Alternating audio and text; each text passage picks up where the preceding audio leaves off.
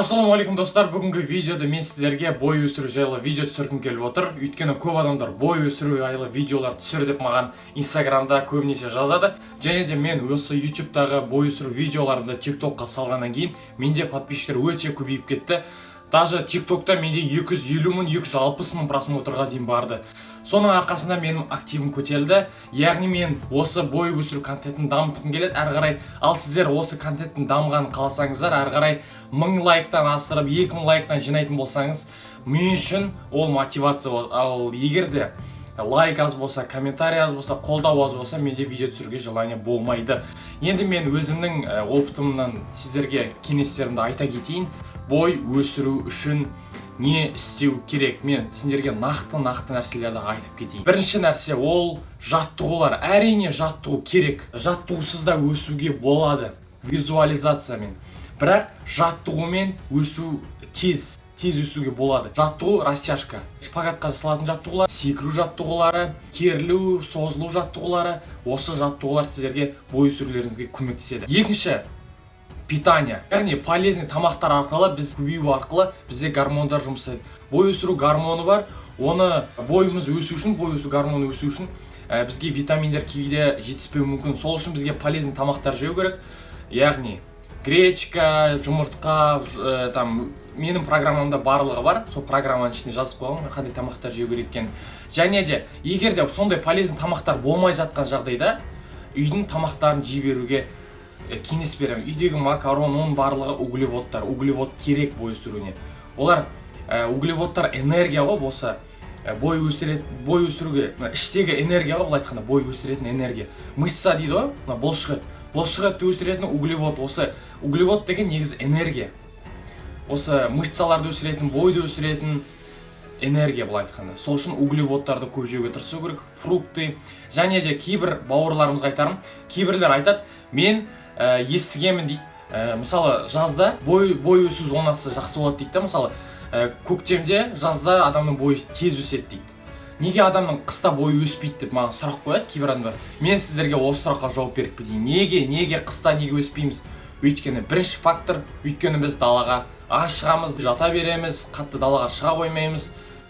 Соғымды жеп жатамыз қазақтар көбінесе. Сол актив аз болғаннан кейін, аз қимылдағаннан кейін бізде осы бой өсу гормоны тоқтайды. Ал жазда неге бойымыз тез өседі? Жазда біз жүреміз, анаған барамыз, қыдырамыз, жүгіреміз, ойнаймыз, күлеміз. Движение көп былай айтқанда. Шаруа жетеді жазда, мысалы, жазда істейтін болсам бір нәрсе. Жазда шаруа жетеді, жүгіруге болады, ананы істеуге болады. Әйтеуір шаруаларың көп болып кетеді жазда. Анаған барасың, мынаған барасың, күлесің, ойнайсың, новые эмоции дейді ғой. Соның арқасында жазда, көктемде адам бойы активный өседі. Өйткені адам активный сол кезде. Үшінші фактор. Бой өсіруге үшінші факторымыз ол әрине сенім. Кейбір бауырларымыз менің бойым өспей жатыр, менің бойым өспейді, мен қортықпын, мен бойым кішкентай, мен ұяламын деп маған көп адамдар жазады. Мен сол сұраққа сіздерге жауап беріп кетейін. Неге өздеріңізді сөйтіп миларыңызға кіргізе бересіздер? Мен қортықпын, менің бойым өспейді деп алмаймын, мен ұяламын осыдан деп. Жоқ достар. Наоборот, мен үшін осы нәрсе мотивация болады деп, наоборот мотивация болу керек сенде. Сенде бойың қазір кішкентай ма? Кішкентай ма? 150 ма? 160 па? 170 па? Ничего, уайымдама бауырым. Істе жаттығуларды сен жасай бер, қимылдай бер, алға талпына бер. Аллах тағала көріп тұр ғой, Аллах тағала береді, иншалла. Алладан тіле, дұға тіле, істе, әрекет ет, әйтеуір тырысып көрсе бір амалын істеп көр. Может өсіп қаларсың, бірақ вообще өспеу дегенге мен ешқашан сенбеймін. Өйткені бойды беретін кім? Алла. Бойды беретін Алла. Сондықтан бір әрекетін жасап көр. Жаттығулар жасап көр, тамаққа мен беріп көр. Бір андай ақпарат көп, ақпарат білуге тырыс көбінесе. Бой жал, бой өсіруге осындай факторлар әсер ететін. Мен осыны жасайын, осылай тырысып көр әйтеуір. Бір нәрсені істеп көрші бірінші. Бойын Алла қаласа обязательно өседі. Бірақ сен өзіңді үйтіп айтпа, мен қортықпын, мен бойым кішкентай, мен осылай уже 2-3 жыл болды, әше өсіп атқан жоқпын деген сияқты. Наоборот, мен осы жылы өсемін деп жазып қой. Менің қазіргі бойым 155, мен бір айдан кейін 5 сантиметр қосам, 2 айда 10 сантиметр, 3 айда 15 сантиметр қосам деп. Өзіңе просто так жазшы дәптерге, күнделікті жазып отыршы сол нәрсені. Ол нәрсене подсознание дейді. Сендер кітап оқыдыңдар ма өздерің? Дейл Карнегидің Думай богатейдің бір кітапта.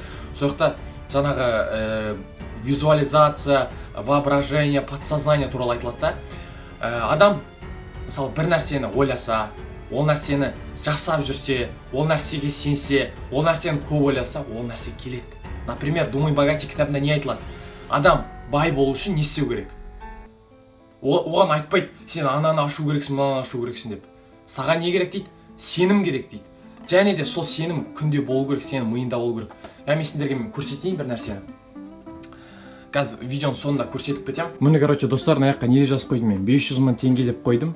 Міне, эти деньги будут у меня деп жазып жібердім. Және менде қазір қанша? Міне, 2 аптаның ішінде, міне.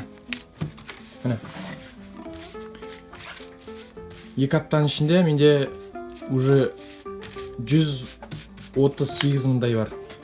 138 мың бар. Ойлаңдаршы, просто ойлаңдаршы. 2-3 аптаның ішінде міне 138 мың. Ол қалай? Мен негізінде программамды сатқаным біраз болды уже. Бірақ ешкім алған жоқ мен программамды. И мен осы нәрсені жаздым, міне. Сендім, күнде істеп жүрдім. Міне, клиент келді, міне ақша тауып отырмын, Аллаға шүкір. Міне, подсознание деген осы нәрсе, воображение, визуализация болу керек.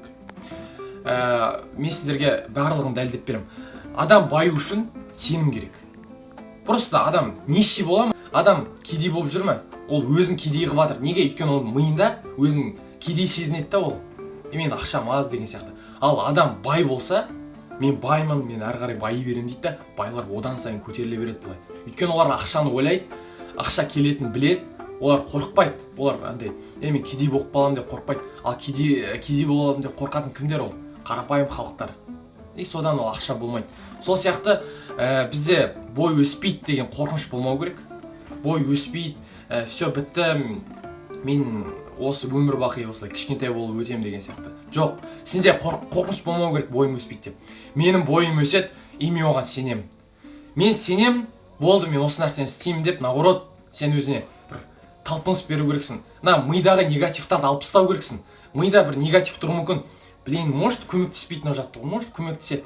Мен точно бойым өсем екен, блин деп үйтіп жүріп қайғырып жүре беретін болсаң, сен бойың өспейді. Өйткені сен не? Өйткені сен бойың өспей қалады деп қорқасың. Ал сен одан қорықпау керексің, сенде страх болмау керек.